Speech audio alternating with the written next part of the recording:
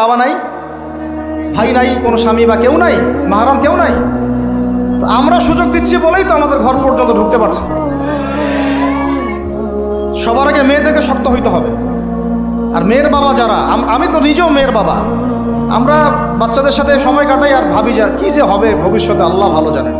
কিভাবে মেয়েকে মানুষ করব, কিভাবে সতীত্ব রক্ষা করবে আমাদের মেয়েরা। যতদিন পর্যন্ত এদের হাতে মোবাইল ফোন ছিল না, ইজ্জত ঠিক ছিল।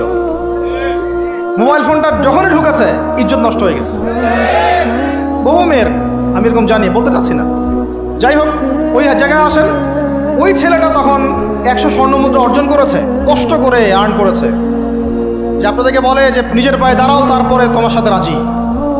সে অনেক কষ্ট করে 100 স্বর্ণমুদ্রা অর্জন করে মেয়ের কাছে গিয়েছে। চাচাতো বোনকে বলেছে যে স্বর্ণমুদ্রা নাও, এখন বলো তুমি রাজি না। সে মেয়ে বলছে হ্যাঁ ঠিক আছে। তো এখন দুজনের মধ্যে যা হওয়ার তাই হচ্ছে। অ্যাডাল্ট আপনারা সবাই বুঝেন। কিন্তু এখন মূল যে কাজটা, স্বামী স্ত্রীর যে মূল মিলন, এই মিলনটা করার জন্যে সেই ছেলেটা বসছে। হাদিসের মধ্যে আসছে এভাবে, 2 পায়ের মাঝখানে বসে পড়ছে ছেলেটা, এখনই জাস্ট শুরু করবে।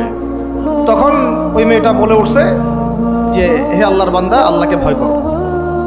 আমি আমার সতীত্ব কখনো নষ্ট করি নাই, তুমি আল্লাহকে ভয় করো। এই কথাটা যখনই বলছে তখন ওই ছেলের মনের মধ্যে এমনভাবে একটা রিয়াকশন জন্ম নিয়েছে, আল্লাহর পক্ষ থেকে এমন একটা নূর আর হেদায়েত চলে আসছে। ওই অবস্থা থেকে ছেলেটা উঠে চলে গেছে এবং স্বর্ণমুদ্রাও দিয়ে দিচ্ছে, যে স্বর্ণমুদ্রাও আমার দরকার নেই, যা।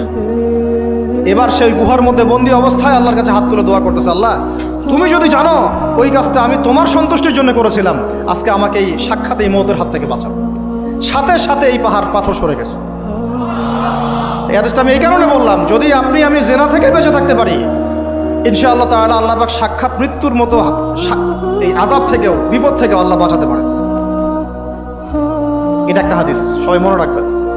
দ্বিতীয় একটা বলি, এটা আমাদের সব বিবাহিতদের জন্য। আজকে তো বিবাহিতরাও অভাব নাই।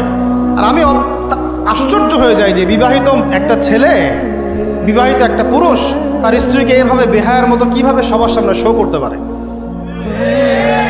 বিয়ে আপনি করলেন, মোহর আপনি দিলেন, সম্পদ আপনার, তার সতীত্ব আপনার, তার সম্ভ্রম আপনার, আপনি নিজে কেন ওকে এভাবে সবার সামনে উত্থাপন করতেছেন?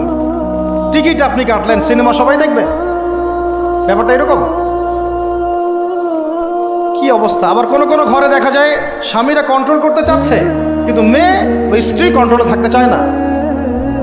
স্বামীকে বলে তুমি বেশি হুজুর হয়ে গেছো, বেশি হুজুর হয়ে গেছো। এই যুগে এগুলো চলে।